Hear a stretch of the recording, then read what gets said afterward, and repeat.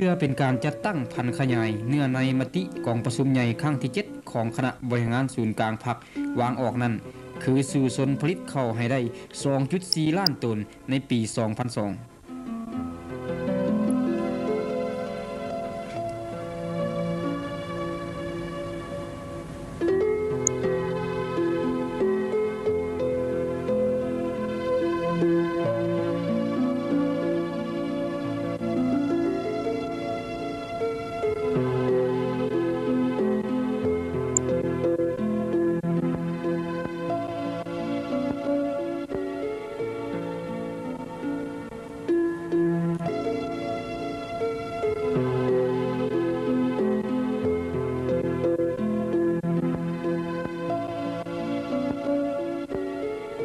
ในระยะท้ายเดือนพฤศจิกหาต้นเดือนธันวา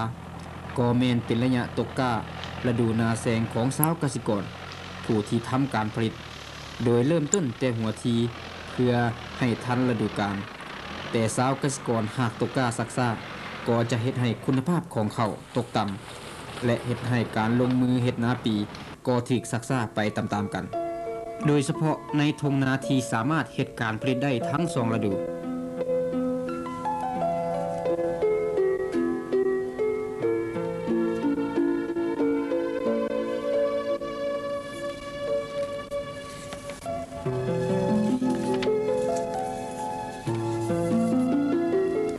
ในระยะท้ายเดือนพฤศจิกหาต้นเดือนธันวาก็แม่นเป็นระยะตกกล้า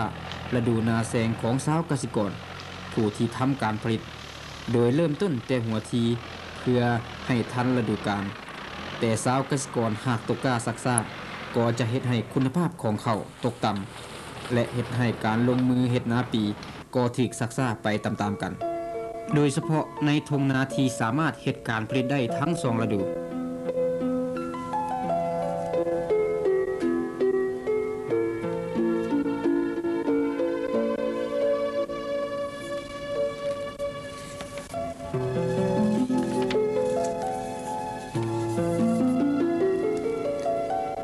เกี่ยวกับการตกกล้าฤดูนาแสงปีนี้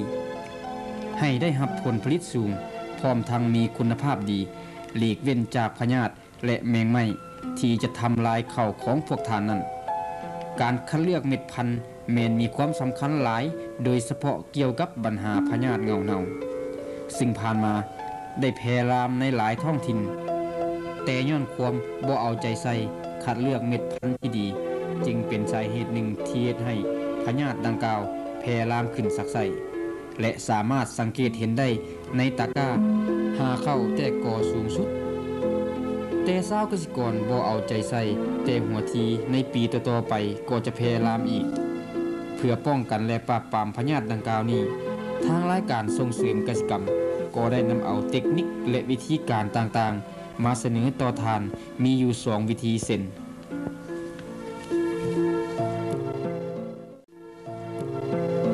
วิธีที่1การเลือกแนวพันธุ์ที่แข็งแรงการเลือกแนวพันธุ์ที่แข็งแรงนี้พวกเขามีอุปกรณ์ดังนี้ 1. ไข่ไก่ลาด1หน่วยเป็นไข่ดิบ 2. เกลือกิน 3. ซามขุหรืออ่าง 4. น้ำที่สะอาด 5. แนวพันธุ์ส่วนขั้นตอนวิธีจะเฮ็ดมีคือเฮาต้องถอกน้ำใส่ซามขุหรืออ่างตามความเหมาะสมเอาเกลือลงใส่ในน้ำพร้อมทั้งคนให้เม็ดเกลือละลายเข้ากับน้ำจากนั้นก็นำเอาไข่ลงในน้ำพร้อมทั้งสังเกตเมืองหน่วยไข่จะฟูขึ้นมาหรือบ่ถ้าหากหน่วยไข่ยังบ่ฟูขึ้นก็นำเอาเกลือลงใส่อีกจนเห็นไข่นั้นฟูขึ้นมาแล้วก็นำเอาหน่วยไข่นั้นออกจากนั้นก็นำเอาแนวพันธุ์ที่กาเกี่ยมไว้แล้วนั้น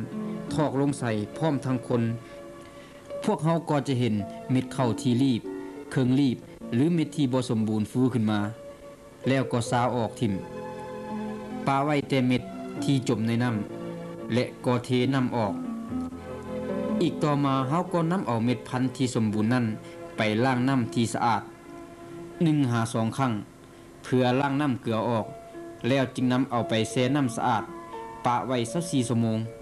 จากนั้นก็นำเอาไปบ่ม ปกคลุมไว้24หา36ชั่วโมงพร้อมทั้งมีการพลิกปิ้นแต่ควรสังเกตมึงเม็ดข้าวถ้าหากแตกนอดี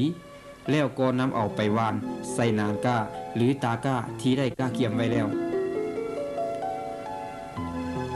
ส่วนวิธีที่2แม่นวิธีผสมเม็ดพันธุ์ด้วยยาซึ่งมีอุปกรณ์ดังนี้ 1. ยาฆ่าพยาธิเชื้อราเบโนมินหรือยาเบนเรส 2. 3ขุหรืออ่าง 3. ไม่สำหรับคน 4. เม็ดพันธุ์ส่วนขั้นตอนวิธีในการเฮ็ดมีดังนี้เราต้องล้างเม็ดพันธุ์ให้สะอาดเหลือแต่เม็ดสมบูรณ์ผสมยากับน้ำในอัตรา30 กรัมหรือประมาณ2บวงแกงต่อน้ำ20 ลิตรเอาเม็ดพันธุ์ที่ล้างสะอาดเม็ดที่สมบูรณ์ลงแช่ในน้ำยาพร้อมทั้งใส่ไม้คนแช่ปะไว้24ชั่วโมงแต่ให้ระดับน้ำท่วมเม็ดพันธุ์20 เซนติเมตร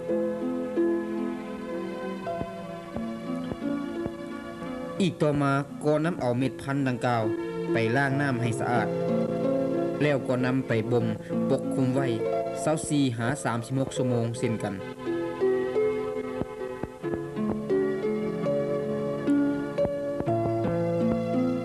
การแช่เม็ดพันธุ์ด้วยวิธีการดังกล่าว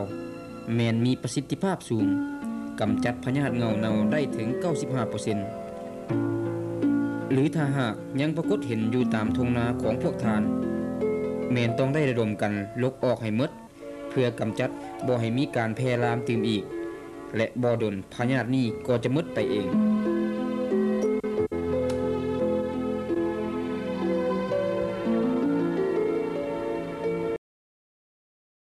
จุดประสงค์ที่พวกเขามาออกให้งานในมื้อนี้เพื่อว่าเขาก็อยากเรียนรู้เกี่ยวเนื่องมาจากโรคเงาเน่าที่เกิดจากเขาที่ผ่านมายังมีอุปสรรคหลายอย่างเขาแก้บ่ทันตกถ้าแก้บ่ทันตกสิมีวิธีการอะไรเกี่ยวกับมันก็ที่ผ่านมาก็หลายๆปีที่ว่าเขาแก้บ่ทันตกแล้วมันปัจจุบันนี้เขาก็เริ่มเรียนรู้จากคณะฝ่ายกสิกรรมเพิ่นได้มาอบรมศึกษาพวกเขาแก้ไขพยาธิโรคเงาเน่านี่ก็เขาก็รู้สึกว่าอาจสิได้ผลดีเกี่ยวกับพยาธิเงาเน่านี่ที่ตามให้นานี่เฮาสิมีวิธีการอะไรมันจะกำจัดมันโรคพยาธิเงาเน่าที่ว่าเขาเห็นตามทุ่งไร่ทุ่งนานี่เดี๋ยวนี้หันละมันทางวิชาการเขาเจ้าก็ได้มาศึกษาอบรมว่าวิธีแก้ได้ถ้าว่าระยะเข้าแตกกอที่เขาเห็นหันก็แม่นว่าได้ลกออกจากให้นาแล้วเขาก็ที่ลกเอาหันเขาก็ไปทอดเมี่ยนจากให้นาแล้วก็ไว้จุดไฟถิ่มเมื่อมันแห้งแล้วเขาจุดไฟถิ่มอันนี้ก็แก้ได้แนวหนึ่งถ้าเขาโบลกเนี่ยมันมีสาเหตุอะไรเกี่ยวกับพยาธิของเราถ้าเขาโบลกหันที่ป้าไว้ให้นาแล้วว่าโอ้มันตายเองนอนละได้รอดหันแล้วมันตัวนี้ก็เป็นวิธีเว้าพิษแล้วมันว่าเด็ดขาดถึงว่ากกเขาโรคเงาเน่านี่ถึงว่ามันตายแต่พยาธิมันยังสะสมอยู่เนื้อดินของเขาหันและปีหน้าก็แม่นว่าเฮ็ดให้สะสมพยาธิตัวนั้นแพร่ลามได้คือเก่าไอ้มีวิธีการอะไรที่ให้ผู้มีอุตสาหกรรมกรเพื่อลดปอดนะให้ระดมลดปัญญาเงาเน่าอันนี้ก็อยากให้เฮียข้องให้พ่อแม่ชาวให้นาเกษตรกรพวกกันชาวให้นาเบิดทุกคนนี่อยากให้พยายามมาศึกษาเรื่องที่ว่าโรคเงาเน่าของพวกเขานี้แล้วมันมีวิธีอยู่หลายวิธีมีวิธีที่ว่าเขาสิเริ่มต้นได้ทั้งบิดหันแล้วมันว่าเวลาเขาแซ่เขาปลูกหรือว่าเขาสิตกก้าเริ่มต้นตกก้าเขาก็มีอยู่หลายวิธีที่จะแก้มันได้เบื้องต้นก็คือว่าเขาเอาเขาปลูกหันมาแซ่ด้วยน้ำเกลือแล้วสาวเขารีบออกประมาณ5 นาทีหรือ10 นาทีแซ่น้ำเกลือโดยที่ว่าเอาไข่ลงหยามไข่ตัวนั้นจมแล้วเขาเกลือลงใส่ถ้าไข่ตัวนั้นฟูขึ้นถือว่าเพียงพอแล้วเกลือที่ว่าเขาแซ่หันแล้วเขากระปุกลงคั้นเอากระปุกลงหันแล้วมันเขาสาวเขารีบออกทันทีโลดบ่ต้องเสียดายมันที่ว่าเขารีบหรือเครื่องตึงเครื่องรีบก็ให้เอาออกเขาต้องเอาแต่เม็ดจมมันไว้ประมาณ5 นาทีหรือ10 นาทีแล้วเขาก็สาวกระปุกขึ้นถ้าแซ่ไปโดนกับเขาปลูกของเขาอาจสิบ่เกิดเพราะว่าให้ทุกคน แช่ไว้อย่าสู้ให้เกิน5 นาทีหรือ10 นาทีเขาก็เอาออกได้ อันนี้เป็นวิธีที่1แล้ววิธีที่2หันแล้วแม่นเขาใส่ยาแช่ด้วยน้ำยาถ้าเขามีเงินก็ซื้อยาหันมันซื้อว่ายาเบนเลตเขามาพองใส่ตามจำนวนที่ว่าฝอยเขาเจ้าเขียนตามกล้องยาหันสมมุติว่า2 บ่วงแกงบ่หรือ1 บ่วงแกงบ่ต่อน้ำ20 ลิตรเราเขาผสมด้วยจำนวนตามฝอยยาที่ว่าเขาเขียนมาให้เขาหันแล้วสิใส่ฟุ้ยบ่หรือใส่กระมังบ่หรือใส่ซ้ำกะเหมาะสมกับข้าวปลูกที่ของเขาหันสีใส่ได้หันแล้วเขาหันก้อนที่เอาข้าวปลูกลงหันเขาเอาข้าวปลูกใส่น้ำหม่องอื่นใส่น้ำละล่าซะก่อนเพื่อว่าสาวเขารีบออกคันว่าใส่ยาแล้วเขาสาวเขารีบออกอาจจะเป็นผลแก่ทางกายของพวกเขาต้องเขาใส่น้ำทั้งอื่นแล้วสาวเขารีบออกแล้วจังเอาเขาตึ้งๆหันมาแช่ใส่น้ำยาหันประมาณหม่องคืนหนึ่งหรือที่เขามักไว้เท่าใดคืนก็ขึ้นกับประเพณีของพวกเขาก็ได้และเอาขึ้นมามักเลยปัญหาที่มันเกิดนะพญานเน่าๆนะให้นานี่นะที่เอาเจ็ดอะไรนะปัญหาเกิดปัญหาที่มันเกิดอยู่ให้นาแล้วนี้พญานเน่านี่เว้าแล้วก็มันอยากให้ไอ้น้องเบิดทุกคนนี่แหละพยายามลกออกซะลกออกให้เบิดลกออกแล้วมาท่อนมองใดมองหนึ่งที่ว่าห่างไกลจากให้นาได้ก็ดี